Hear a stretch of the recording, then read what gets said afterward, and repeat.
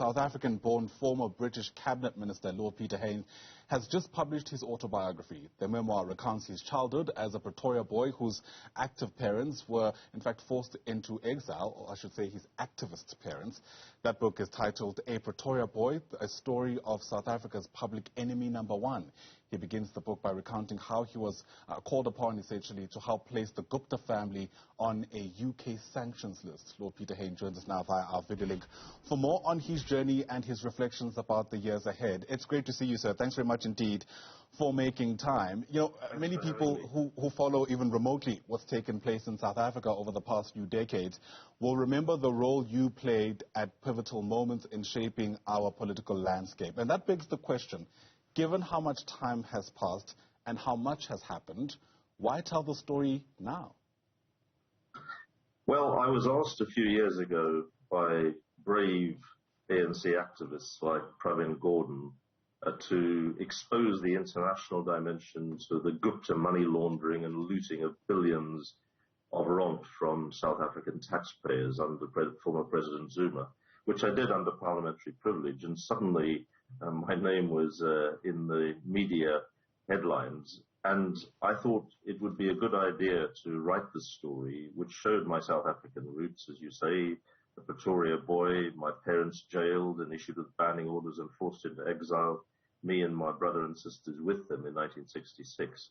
And then having led the campaign to stop the Springboks, the all-white Springboks, from playing by using new techniques, running on the pitch and physically stopping them in 1969-70 and leading to white South Africa's sporting isolation.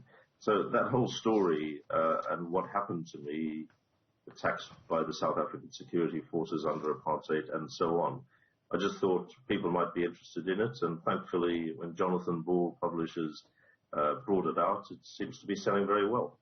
And you're doing pretty extraordinary stuff at a young age. I mean, what you've just described around trying to stop that Springbok game, you'll correct me if I'm wrong, but you're around, what, 19 at the time?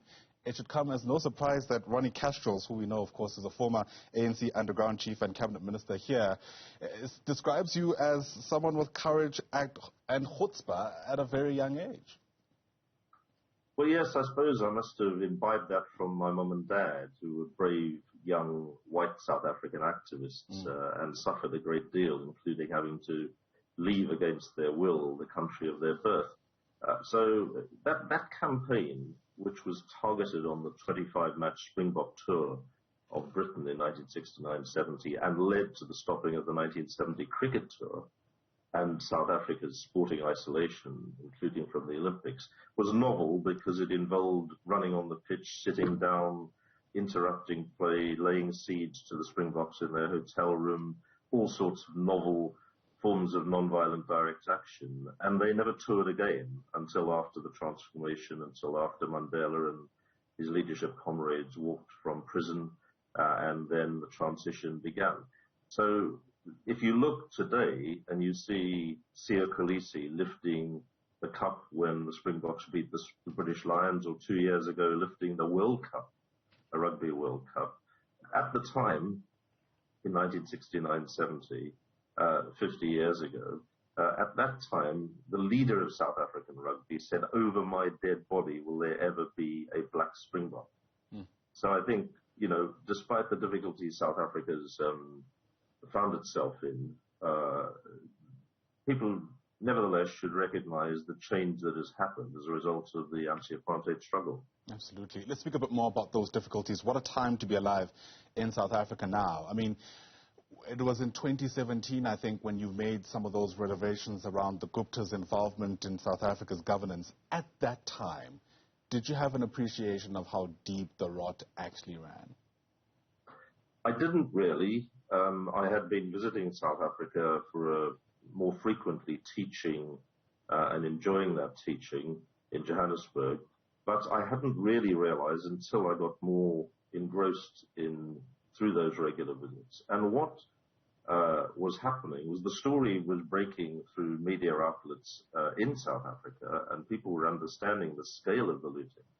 But the international community didn't, and particularly the international corporates, the banks, the HSBC, Bank of Baroda, Standard Chartered, these global giants, financial institutional giants, together with these global brand names like McKinsey and KPMG and others that were helping the Guptas to do what they did.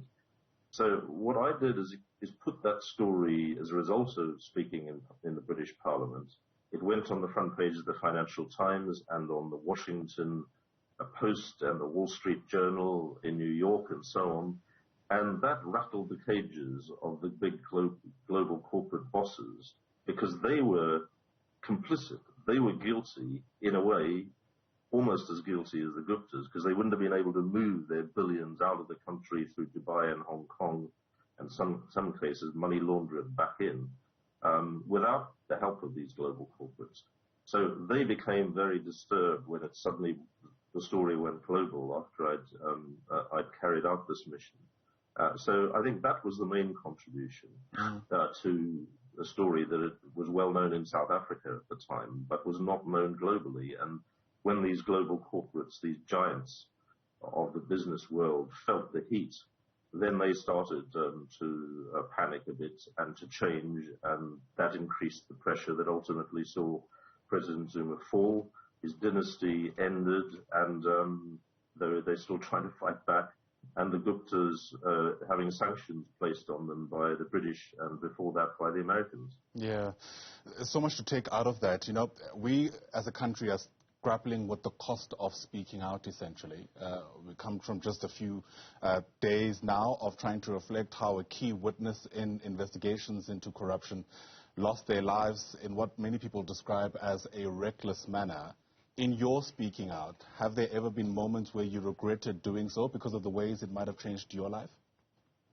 No, never regretted it, nor did I regret the attack my role in the anti-apartheid struggle 40, 50 years ago, when I received a letter bomb from the South African security police of the kind that had killed other anti-apartheid activists across the world. Fortunately, there was a fault in my letter bomb, and otherwise I wouldn't be here talking to you.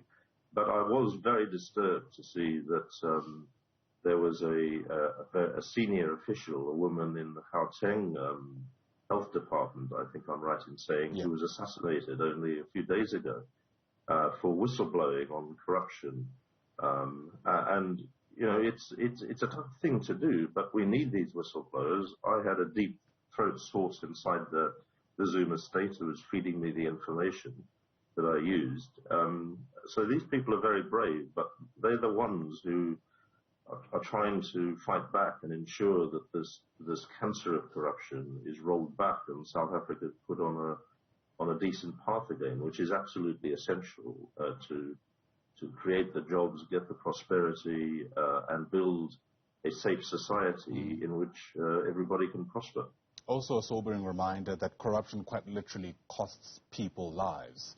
We are still also in a context where it feels like there hasn't been any justice, at least insofar as holding the Guptas accountable is concerned. Given the work you've done, the contributions you've made specifically around that controversial family, what's your reading about where we are and perhaps where the missed opportunities lie? Well, frankly, the international community stands indicted. And I don't just mean the global corporates that I've mentioned, and there are others who got fat fees from the Guptas in moving their money around the world, but the governments as well. I mean, the ruler of Dubai knows that they moved a lot of their billions through Dubai and then elsewhere in the world. The Chinese government knows that that happened through Hong Kong.